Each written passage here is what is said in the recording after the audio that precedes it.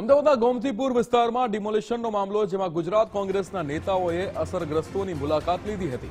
MLA Jignesh Mevani અને નેતા કપિલ દેસાઈએ મુલાકાત લીધી હતી. મુસ્લિમ પરિવારોને રમઝાન સમયે બેઘર કરાતા વિરોધ નોંધાવ્યો હતો. તેમનું ઘર સરકારે છીનવ્યું તે યોગ્ય નથી તેવું નિવેદન જિગ્નેશ મેવાણી દ્વારા આપવામાં આવ્યું. સૌને વૈકલ્પિક વ્યવસ્થા કરી આપવામાં આવે. 4 તોડા કબ્રસ્તાન વિસ્તારમાં 100થી વધુ મકાનો તોડી પડાયા હતા.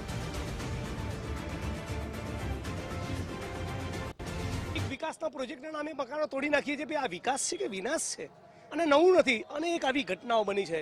હાઈકોર્ટ, સુપ્રીમ કોર્ટમાં લોકો પિટિશન ફાઇલ કરે, લોકો સ્ટે મેળવ્યા હોય, સ્ટે હોય છતાં તોડી નાખે.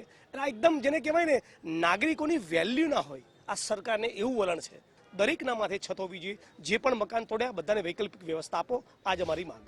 અહીંયા લગભગ આશરે 400 થી 500 મકાનો, દુકાનો તોડી અને લોકોને બેઘર કર્યા છે. ના તો વૈકલ્પિક વ્યવસ્થા આપી છે, ના કોઈ સુવિધા કરવામાં આવી છે. રમઝાનનો પવિત્ર મહિનો શરૂ થઈ રહ્યો છે.